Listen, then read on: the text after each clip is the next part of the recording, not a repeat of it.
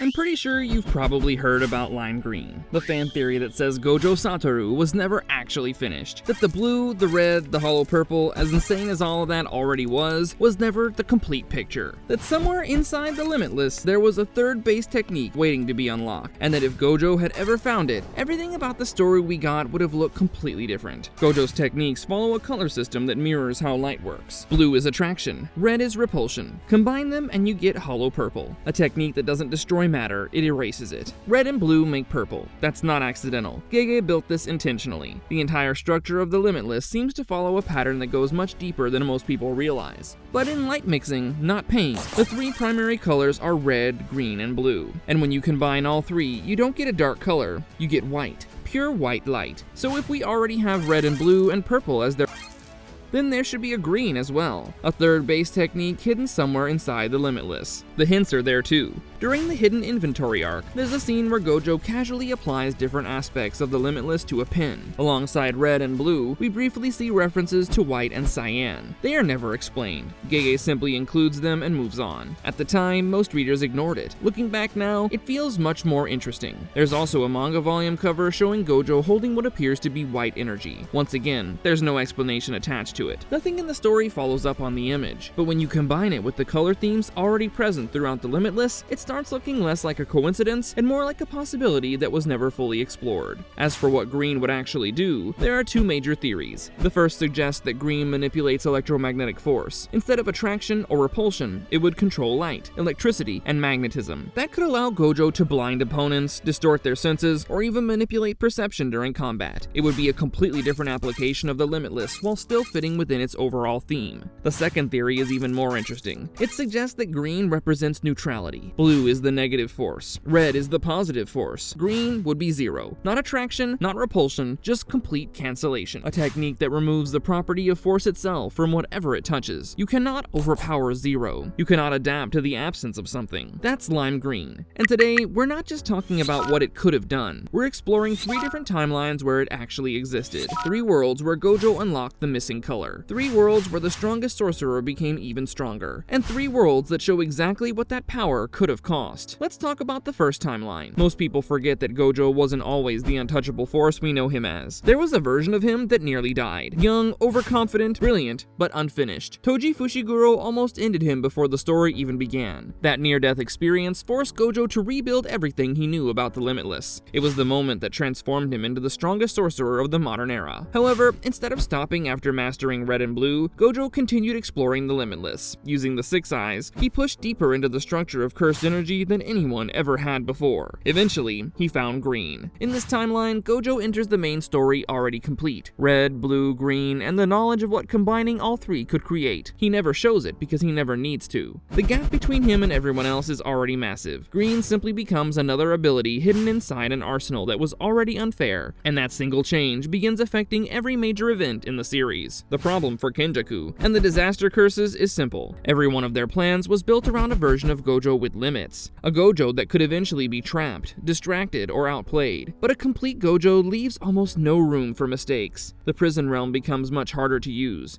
The disaster curses fall earlier. The strange thing is that none of this fixes Gojo's biggest problem. Geto still leaves. The pain of losing his best friend still remains, because some wounds have nothing to do with strength. As the years pass, Gojo wins almost every battle placed in front of him, and that becomes the tragedy of this timeline. Gojo saves more lives than ever before. He prevents more disasters and defeats more enemies, but nobody can truly stand beside him anymore. The stronger he becomes, the more isolated he feels. In the end, Gojo gets everything he thought he wanted, and discovers that winning everything can be its own kind of curse. In the previous timeline, we assume that Gojo had unlocked lime green even before the original story began. However, this timeline is different. In this timeline, Gojo is already fighting Sukuna. By this point, the battle between Gojo and Sukuna has already gone on longer than anyone thought possible. Tokyo has been devastated, and neither fighter is willing to back down. Then Sukuna summons Maharaga. Everyone watching immediately understands the danger. This is no longer a contest of raw strength. Sukuna is betting everything on adaptation. He wants Maharaga to learn the Limitless and eventually break it apart. The wheel turns once, and in that instance, the Six Eyes see everything. Gojo understands the trap and the exact future Sukuna is trying to create, but instead of responding with another blue or another red, he does something completely unexpected. A lime green glow gathers in his hand.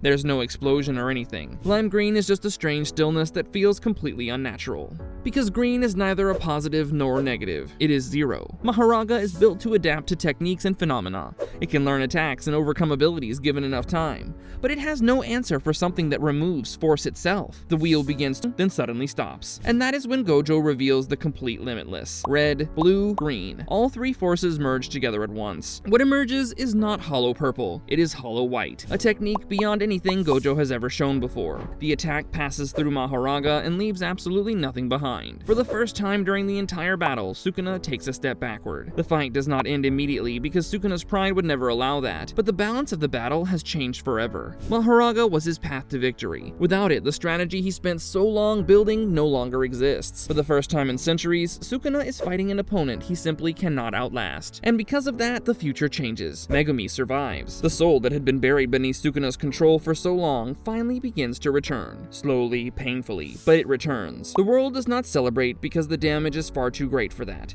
But somewhere among the ruins, people realize the future no longer looks the same. For the first time in a long while, there is hope. This timeline is different because Gojo does not discover green years earlier. He does not unlock it through training or preparation. He finds it during the fight itself. With Sukuna standing in front of him and Mahoraga already adapting, the Six Eyes are pushed further than ever before. In that desperate moment, Gojo senses something hidden beneath red and blue, a third force that had always existed inside Limitless. He uses green, and it works immediately. Mahoraga stops cold. The adaptation that should have continued forever simply ends. And in that moment, Gojo finally understands what Limitless truly is. Not a collection of separate abilities, not a set of techniques, a complete system that had never been fully realized before. Standing there against Sukuna, Gojo realizes the final stage of his power, Hollow White. But the moment he understands it, he also understands the cost. The Six Eyes are already under unbearable strain. Holding green alongside red and blue places a burden on his body that was never meant to exist. Every calculation tells him the same thing. Every instinct confirms it. If he uses Hollow White, Sukuna will fall, but he will not survive it either. For a brief moment, Gojo thinks about everything he still wanted to do. He thinks about Yuji and Megumi. He thinks about all the changes he promised he would make once the fighting was over. Every dream and every responsibility flashes through his mind. Then he looks at Sukuna and makes his choice. Red, blue, green. The three colors merge into one. Hollow White erupts as the ultimate expression of the Limitless. Unlike purple, it does not simply erase matter,